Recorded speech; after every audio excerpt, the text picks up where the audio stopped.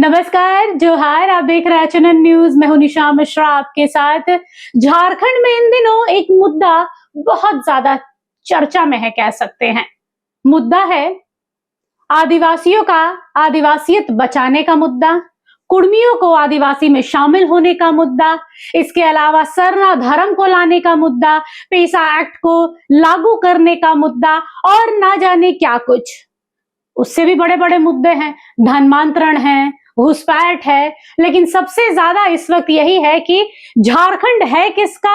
झारखंड अगर आदिवासियों का है तो आदिवासियों को खतरा किससे है, और ये मैं अकेले नहीं कर पाऊंगी। इसके लिए आज हमारे स्टूडियो में एक वरिष्ठ पत्रकार हैं, अशोक पांडे जी। सर बहुत बहुत जोहार और स्वागत है एचएनएन में। सर क्या कहना चाहेंगे?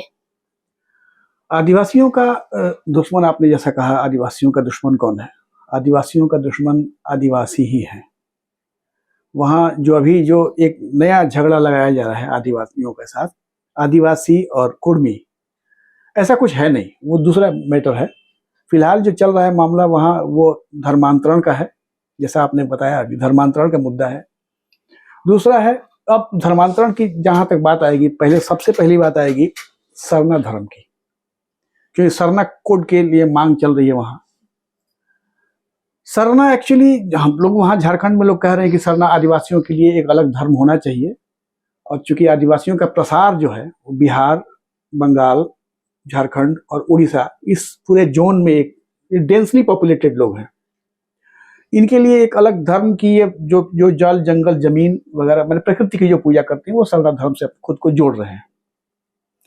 लेकिन दिक्कत यह है कि जो शेड्यूल है, जो धर्मों का शेड्यूल है, उसमें कहीं भी सरना धर्म का उल्लेख नहीं है। यहाँ तक कि इनके जो नेता जो चुन के अब तक सीएम बनते रहे हैं, उनकी भी अगर देखा जाए, उन्होंने भी जो डाटा भरा है उसमें कहीं भी इन लोगों ने अपने को सरना धर्म का नहीं बताया है। इन्होंने अपना हिंदू धर्म डिक्लेयर किया है। बाबूलाल मरांडी रहे हों या ये अभी हेमंत सोरेन है, ये इनके पहले अर्जुन मुंडा थे, जिसने भी भरा है जो मतलब रिलीजन वाला जो कॉलम है। हाँ, चुनाव आयोग के पास इनके बारे में जो जानकारी है, वो ऑफिशियल जानकारी जो है, उन्होंने लिखा है धर्म के नाम पर हिंदू धर्म लिखा है। तो सरना कोड की जहां तक बात है, सरना कोड तो डिफाइंड ही नहीं है।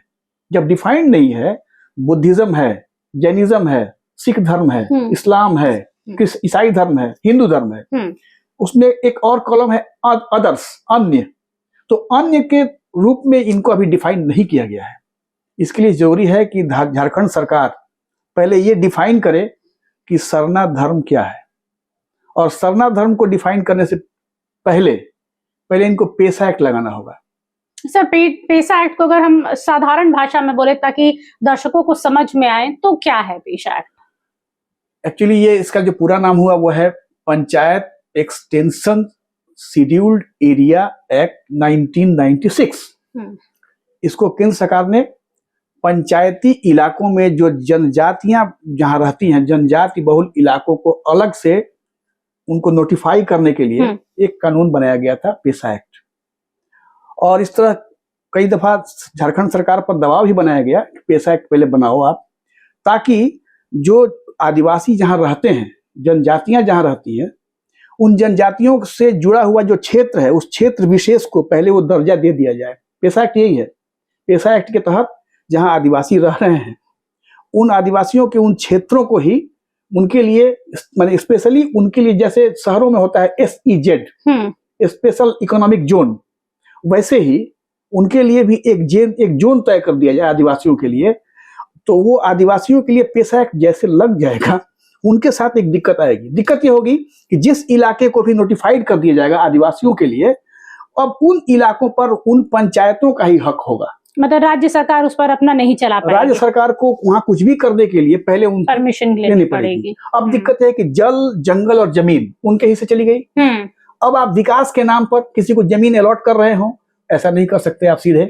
सरकार कहाँ हिचक रही है? सरकार हिचक रही इसलिए कि अगर ये एक्ट लागू कर दिया गया तो सारी ताकत पंचायतों में चली जाएगी। अगर जो बड़े बड़े माइंस हैं, चूंकि आप जानते हैं कि झारखंड में खनिज संपदा भरपूर है, माइंस बड़े बड़े हैं, तो वो माइंस अगर उन पेशा एक्ट के अकॉर्डिंग वो आ जाते हैं तो वो माइंस की परमिशन पहले मुखियाओं से लेनी पड़ेगी, तब सरकार को उसमें हाथ लगाना पड़ेगा। एब्सोल्युटली यही बात है, और यही वजह है कि सरकार उसमें आगे नहीं बढ़ रही है, जबकि कई तरह से दबाव बन रहा है।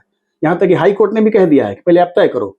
अब इसमें दिक्कत यह है कि इनको तुरंत करना पड़ेगा, क्योंकि अभी 2027 में जाति जनगणना होने वाली है। तो जाति जनगणना जब होगी तो वहां एक कॉलम आएगा कि आपका नाम वगैरह वगैरह वगैरह और धर्म। तो समस्या तो यही आ रही है सर कि ये जो आदिवासी लोग लड़ रहे हैं कुर्मियों से कि भाई हम एसटी में शामिल नहीं होने देंगे, एसटी में शामिल करना कुर्मियों के बस की बात नहीं है, या तो ये केंद्र देखेगा या तो राज्य को इसमें हस्तक्षेप करना पड़ेगा। इस वक्त आदिवासियों को अपनी आदिवासियत बचाने की जरूरत है, क्योंकि जातीय जनगणना के समय में आप किस में जाएंगे? या तो आपको हिंदू लिखना पड़ेगा, ईसाई में आप जा नहीं सकते हैं। भले आप लोग इन लोग दावा करते हैं सर कि ईसाई और सरना एक ही माँ के दो बच्चे हैं, किस हिसाब से बोलते हैं आज तक मुझे समझ में नहीं आया। जब आप लोग ईसाई और एक ही माँ के पेट से पैदा हुए हैं तो फिर ईसाई और हिंदू कहाँ से आ गए? नहीं, वहां भी एक कॉन्फ्लिक्ट है। कॉन्फ्लिक्ट ये है कि जो आदिवासी रह रहे थे वहां, उनको तरह तरह से उकसाया गया, प्रलोभन देके उनको उनका धर्म बदला गया। किसी को इलाज के नाम पर, किसी को शिक्षा के नाम पर, किसी को कुछ बेनिफिट देने के नाम पर, उसको धीरे धीरे समझा बुझा के, वो क्रिश्चियन मिशनरीज का काम है जो लंबे समय से चलता आ रहा है। उसके लिए आपने देखा होगा उड़ीसा में हंगामा हुआ, ये सब चलता रहा है। तो ये धर्मांतरण एक अलग मुद्दा हो गया। तो जिसने भी ये, भाई मैं, हो सकता है लोगों को बुरा लगे, लेकिन जो आदिवासी समाज के लोग हैं उनसे कहूंगा कि आदिवासी समाज के जो लोग धर्मांतरण कर ले रहे हैं और क्रिश्चियन बन जा रहे हैं, उनका फिर आदिवासियत पर कोई हक नहीं बनता है। लड़ाई यही है सर कि जो लोग धर्मांतरण करके ईसाई बन जा रहे हैं तो वो दोनों थाली का खाना चाह रहे हैं। वो हम क्रिश्चियन बन गए, वहां का तो हमको जो फायदा मिलेगा, लेकिन आदिवासी होने के बाद जो रिजर्वेशन मिलता है उसकी भी रोटियां ये सेक रहे हैं। यहाँ पर कई नेत्रियां, चाहे अमनीशा भगत की नाम ले लें, इसके अलावा आदिवासी समाज के कई लोग हैं जो ये लगातार कह रहे हैं कि अगर आपने धर्म बदल लिया आप अपने हिसाब से रहिए, लेकिन अब आदिवासियों का जो रिजर्वेशन है उससे तो हाथ खड़ा कर लो कि अब मैं आदिवासी नहीं रही। तो आप दोनों साइड में क्यों हैं? नहीं, दोनों साइड में वो रहेंगे भी नहीं, उनको हक भी नहीं है, और कानूनन वो अब क्रिश्चियन हो गए। तो जो कन्वर्टेड क्रिश्चियंस हो गए उनके लिए क्रिश्चियनिटी में जो प्रावधान है वो आपको मिलेंगे, लेकिन आदिवासियों के लिए जो भी कानून है वो आप पर लागू नहीं होगा। और आप अगर ऐसा क्लेम करते हैं तो ये आदिवासियों के साथ धोखा है। ऐसा धोखा नहीं होना चाहिए। मतलब देखा जाए तो अपने ही घर के, अपने ही जाति बिरादरी वाले आदिवासियों को छल रहे हैं। ऐसा है, देखिए मैडम, दिक्कत क्या है कि संविधान ने 1947 में ही ये तय कर दिया था, जिसको 76 में बाद में और ज्यादा, पहले इम्प्लिसिट था, बाद में हो गया एक्सप्लिसिट। 76 में इसको सेकुलर जब नेटवर्क बनाया गया संविधान का, तब भी आर्टिकल 25, 26, 27, 28 ये जो एक्ट है ये यही बताता है कि आपको अपना धर्म मानने का पूरा हक है। आर्टिकल 26 बोलता है कि आपको अपने धर्म के नाम पर संस्थाएं खोलने का, अपने धर्म के नाम पर धर्म का प्रसार करने का, प्रचार करने का आपको पूरा हक है। 27 बोलता है कि धर्म के नाम पर किसी पर कोई टैक्स नहीं लगाया जा सकता है। ठीक है, तो इस तरह की, अच्छा, 28 तमाम तरह से लोगों को रोक लगाता है कि भाई आप भावनाओं के साथ खेल के कुछ नहीं कर सकते हैं।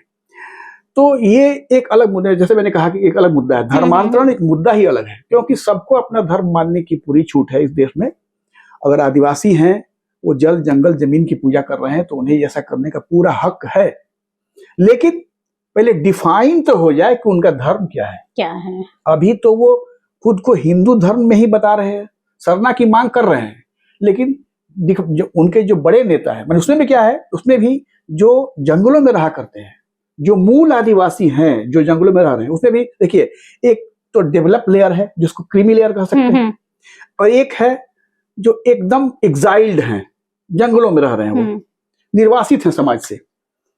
तो जो जंगलों में रह रहे हैं उनको उनके न पास न भोजन है, न उनके पास कोई सुविधाएं हैं, न स्वास्थ्य सेवा है, न शिक्षा है। तो वो खुद को समझ नहीं पा रहे हम क्या हैं, और उनके जो अगुआ हैं वो खुद को हिंदू लिख रहे हैं। तो ये जो कॉन्फ्लिक्ट चल रहा है समाज में, यही नहीं तय कर पा रहे हैं कि हमारा धर्म क्या हो। तो गवर्नमेंट क्यों नहीं, सरना कोड जब इन लोग मांग कर रहे हैं तो क्यों नहीं दे रही, क्या समस्या आ रही है? सरना कोड, समस्या यही आ रही है कि सरना कोड जब आप सरना धर्म की जब बात करोगे आप, तो उसके पहले आपको बताना पड़ेगा कि वो कौन सी आबादी है, वो कौन से क्षेत्र हैं जहां ये लोग रहते हैं सरना कोड को मानने वाले। यानी सरना से पहले पेशा लाना पड़ेगा, पेशा के बाद सरना आएगा। तो 2027 तक अगर पेशा और सरना नहीं आता है तो ये हमारे बेचारे आदिवासी जो भाई बहन है वो क्या लिखेंगे, कहाँ जाएंगे? इनके साथ यही दिक्कत है कि ये जो अभी जो कॉन्फ्लिक्ट चलाया जा रहा है, आदिवासी और कुर्मी का जो झमेला लगाया जा रहा है, ये बिना वजह का एक झमेला है। इस झमेले में मतलब मुद्दे से भटकाने के लिए एक डाल दिया गया है। भटकाने के लिए एक बात चली जा रही है। आदिवासी कुर्मी का कोई विवाद नहीं है। विवाद यह है कि आदिवासी पहले खुद की पहचान तो कायम करे कि हम आदिवासी हैं। यहाँ आदिवासी को आदिवासी का हक नहीं मिल रहा है, आदिवासी को उसकी पहचान नहीं मिल रही है, उसका अपना धर्म नहीं मिल रहा है। आपने देखा होगा रिम्स 2 का जो विवाद चल रहा है वो क्या है? लैंड एक्विजिशन का विवाद चल रहा है। क्यों भाई? अगर वो इलाका पेशा एक्ट में आ गया होता तो नौबत ही नहीं आती, तो पहले पूछना नहीं आती। हाँ। ठीक है, तो ये जानबूझ के पेशा एक्ट को अटकाया जा रहा है ताकि सरकार अपनी मनमर्जी करती रहे। तो सरकार को बने 25 साल हो गया, अलग से एक राज्य बन गया 25 साल। 25 सालों में भी अगर सरकार ये तय नहीं कर पा रही और है, जिनके लिए राज्य बना था, ये राज्य आदिवासियों के लिए ही बनाया गया था कि भाई ये आदिवासी लोग हैं, इनके लिए अपना एक अलग राज्य होना चाहिए, और वही अपने मूलभूत सुविधाओं से, अधिकार से अभी वंचित हैं, जो अपने, सर ये कहा जाएगा कि वो अपने अस्तित्व की तलाश में अभी भी जुटे हुए हैं, अस्तित्व की तलाश में जुटे हुए हैं। हाँ, ये उम्मीद जरूर की जा सकती है कि हेमंत सरकार ने इस मामले में कुछ पॉजिटिव स्टेप लेना शुरू किया है, और उम्मीद की जानी चाहिए कि अगली जो जनगणना होने वाली है उससे पहले तो SIR शुरू हो रहा है। SIR में कुछ लोग जो बाहरी तत्व है उनको पहले देखा जाएगा। उसमें भी सर कांग्रेस बढ़ चढ़कर, SIR का आपने नाम लिया, तो SIR में जो कांग्रेस के वहाँ बड़े चेहरे हैं उनका कहना है कि भाई कुछ भी हो जाए, झारखंड के लोगों को हम एकजुट एक आवाज बुलंद करके बोल रहे हैं कि SIR को झारखंड में लागू नहीं होने देंगे, और SIR आएगा तो समाज में बिखराव आएगा, वोटर्स कटेंगे, वोट कटेंगे, ये सब पूरा एक अमूमन वो ये तो पॉलिटिकल मुद्दे हो गए। फिर जैसे यहाँ कलकत्ते में, बंगाल में ममता बनर्जी विरोध कर रही हैं, ममता बनर्जी तमाम तरह से उसका विरोध कर रही है, लेकिन वो सब वो होने वाला। अच्छा, ऐसा ही अगर इसी मुद्दे पर मैं आती हूँ, क्योंकि ये मुद्दा सिर्फ हमारा नहीं है, आदिवासी नेत्रियों का भी मुद्दा रहा है, नेताओं का भी रहा है कि भाई हम आदिवासियों के लिए झारखंड बना था, अब इसमें घुसपैठ होने लगा है, घुसपैठिए जो घुसने लगे हैं। कई ऐसे एरियाज हैं जहां पर कभी एम फैक्टर नहीं रहा, विशेष समुदाय का वहां पे पकड़ नहीं रहा, लेकिन अब धीरे धीरे वो भी एंट्री होने लगी है। तो ये लोग कहाँ से आ रहे हैं? क्योंकि झारखंड एकमात्र ऐसा राज्य है जो कई राज्यों के बॉर्डर से सटा हुआ है, तो कई जगह से घुसपैठ हो रही है। तो SIR आएगा तो झारखंड के लोगों के लिए अच्छा होगा या बुरा होगा?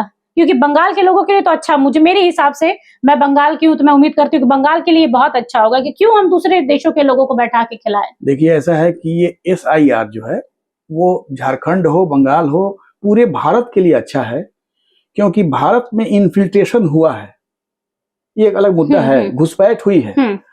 और झारखंड में भी वो जो मालदा सीमा से जुड़ा हुआ जो इलाका है, पाकुड़ से होकर जो लोग घुस रहे, वो कुछ हुआ है, तो वहां भी घुसपैठ हुई है।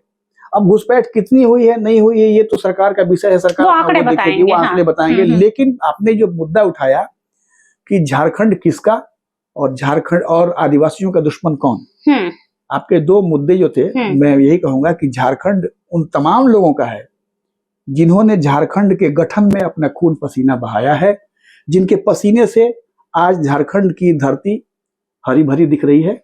उन तमाम लोगों का झारखंड है, वो किसी एक जाति विशेष का नहीं है। और आपने कहा आदिवासियों का दुश्मन कौन है, तो आदिवासियों का दुश्मन सिर्फ और सिर्फ आदिवासी ही है।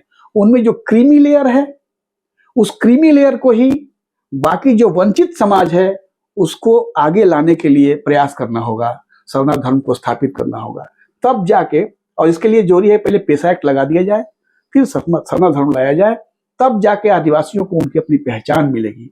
और जिस समाज को अपनी पहचान नहीं है वो समाज धीरे धीरे क्षीण हो जाता है, खत्म हो जाता है। यही सच्चाई है कि जब झारखंड का गठन हुआ था तो दिशोम गुरु शिबू सोरेन, विनोद बिहारी महतो, AK रॉय, ये इन तीन चेहरे सामने जरूर थे, लेकिन वो तमाम लोग थे जब बिहार में से झारखंड को निकाला जा रहा था, तो जो लोग झारखंड की सरजमी पर रुक गए, बिहार में नहीं गए, बंगाल में नहीं आए, उड़ीसा नहीं गए, जो रुक गए वो एक्चुअल में वो उतना ही महत्व रखते हैं जितना ये 3 चेहरे। बिल्कुल। तो ये जितना उन 3 महान लोगों का था झारखंड, उतना ही ये झारखंड के लोगों का है, झारखंडियों का है। झारखंड को बनाने में सिर्फ सर एके रॉय थे वो बंगाल के, हाँ, एक कुर्मी समाज से, हाँ, एक आदिवासी समाज के दिशोम गुरु, तो ये तीनों 3 जगह से आते। आज जो झारखंड के लोग आपस में लड़ रहे हैं कि मैं आदिवासी हूँ, आदिवासी का एसटी में कुर्मी को नहीं शामिल होने दूंगा, अरे सब तो भाई हैं। कई लोगों से हमारी बात होती है सर ऑफ कैमरा, वो यही कहते हैं कि ये कुछ लोगों ने बस आदिवासियों और कुर्मियों को लड़ा दिया, इतने दिनों तक ये मुद्दा क्यों नहीं उठ रहा था। देखिए वहां भी और कुछ लोग अपनी राजनीति चमकाने के लिए बस कैमरे पर आकर ये बोल रहे हैं। खेल है 1874 से 1931 तक। अगर वहां देखिएगा ब्रिटिश इतिहास देखिएगा तो ब्रिटिश इतिहास में 1874 से आपको 1931 तक ये कुर्मी जो है ये आदिवासियों के साथ ही तो थे। ये तो देश आजाद होने के बाद में गवर्नमेंट ऑफ इंडिया ने इन लोगों को डिमार्केशन अलग तय किया कि ये अलग है, ये अलग है, नहीं तो एक ही साथ थे। तो वो मुद्दा नहीं है।